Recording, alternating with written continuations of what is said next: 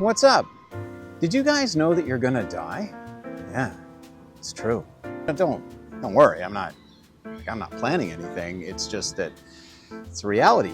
We all have to come to terms with that. If that's the first time you've heard that, I'm awful sorry to be the one to tell you, but yeah, we're all gonna die, even you.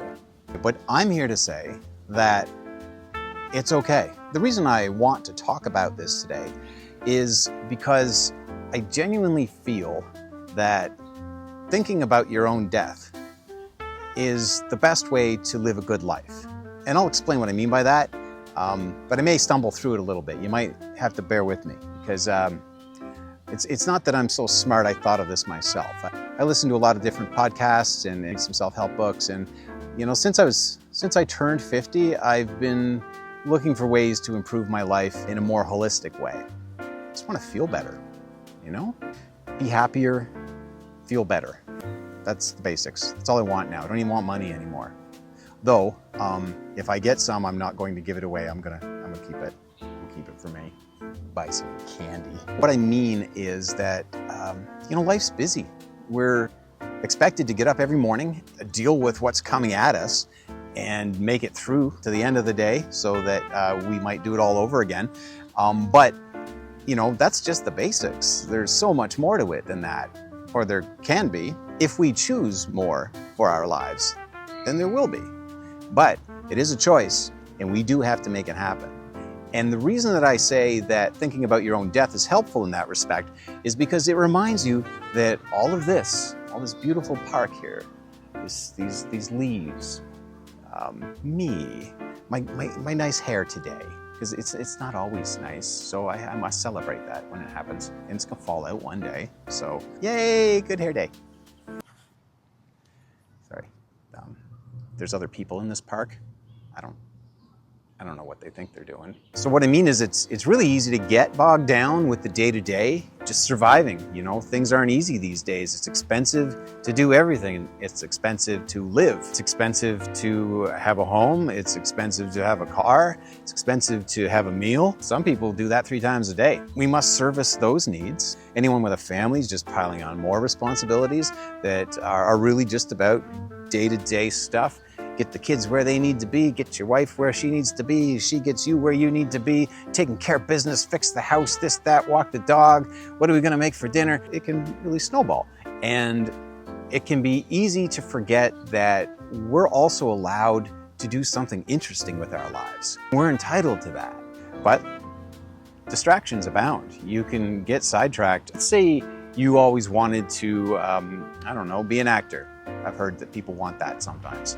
You start out when you're young and you sort of do the things that you're told you're supposed to do to make an acting career happen. You get an agent, you do some shows, you take some lessons, and you meet theater people, and you just sort of get involved and become part of that life, and then that life becomes part of you. And that can be pretty straightforward when you're young. But as I mentioned earlier, life starts to pile on as you get more, you know, into it. That's when I think it's really useful to think about your death. Because for me anyway, that reminds me that I need to respect the fact that I have dreams. Really? It's a flying machine. There's a flying machine up there. Noisy. Spending time thinking about your own death sounds a little morose, I imagine, to some people. But honestly, if you think about it, what else is there to think about? Everything that we have around us, all the joy, the sorrow, the terrible things, the wonderful things, the green things, the gray things, the moving things, the still things, all of it, it's going to come to an end one day. Or at the very least, our own perception of it is going to come to an end, and we won't get to look at it anymore. And we won't have any more opportunities to enjoy it, or to dislike it, or to be grumpy about it. It just disappears. And by the way, don't worry, this isn't leading to what I think the afterlife is. I don't really have any idea. So maybe I have to find another video for that. And I've heard there's some books on the subject. You know, you can look them up, I guess. But this is much more simple. If you just remember that one day you're going to die and you won't have opportunities anymore, then it makes it a little easier to jump on opportunities or even just create your own on a day-to-day basis. It gives you that little kick in the pants to remind you that you don't have infinite time. You don't have endless resources. I wished I'd started this channel, for example, a long time ago, because now I'm old and my brain doesn't work like it used to. I used to be pretty funny and had some really clever things to say and was, kind of smart. But, times fixed that. But I didn't have the opportunity to have a YouTube channel when I was younger and sharper, so I must work with what I have today. Because one day I'll be worse off than this. I'll be dead. So there's no point in crying about how I wished I'd done this when I was younger, although I've done that. I've cried about it a little bit. But then I get over it because I remember, I'm gonna die one day. I better get out there and get busy and make the best of this. People used to say things to me when I was younger, like, you've got all the time in the world. Don't worry about it. You don't need to make any decisions. Don't rush into anything.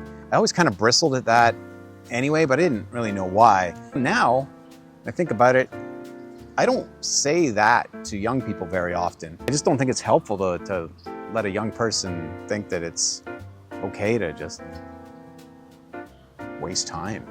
Time's valuable. We don't get the opportunity to learn about time's true value until we're older, when it's, too late to get back a lot of that stuff that you just pissed away in your 20s and 30s, and some of us even in our 40s. But can't cry about it now because I'm gonna die and I've got things to do. And one of those things to do is get this channel going. Been at this now about 3/4 of a year, and it's been a huge learning curve, a ton of fun. I do still need to remind myself, though, every now and then that I can't just, get into this sort of rut where, I'm gonna try to produce a video once a week and that'll be my schedule. Gotta think of an idea and then I gotta map it out in the same way that I did the last one and try to have this formula that I can develop and blah, blah, blah, blah. Because what happens then is you can start to make excuses for yourself. How this happened to me most recently was that I'd sort of decided I was gonna post every Friday, once a week, sort of working on a certain style I want to develop as my unique brand. And I'll probably end up changing that because I'm new to this and I'm still learning. But in any event, I got tripped up. I had house guests come and stay. We had some renovations that we needed to take care of.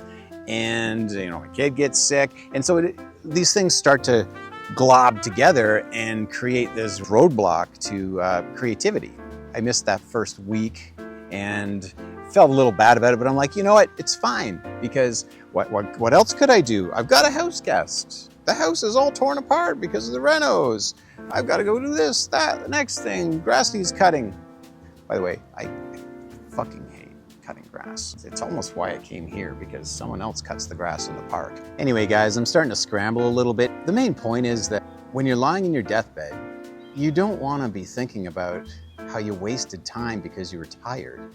I could have done more fun things that I enjoy. I met that person, made that video, but I was tired that week, so it didn't happen. You're not gonna have that shoulder-shrugging attitude about it when you're in your deathbed. You're gonna wish that you just pushed through and gotten something done. The key to having a long life, a rich, full life that you can look back on and be happy about, is really contingent on how much you do. If you want to have a longer life, do more things. And what that means is, if you do more things, you'll have more memories and you'll have more things to remember. So your life becomes stretched out because you have to pack more memories in when you're looking back at the end. Does that make sense? I don't want to have a shitty deathbed experience. I want to have a good one. I want to die right, die well. I think we all want that, because we all want to live well, and they're linked. Can't unhook those two. Maybe that'll be my new cool thing that I said in this video. If you want to have a good life, have a good death. Well, anyway, guys, I think I might have tapped out on this one, but thanks for listening. I hope this was useful in some way. It's certainly cathartic for me. Clock's running. I got to get going and edit this thing and get it out on the internet so I can make another 5 or 6 today. Bye.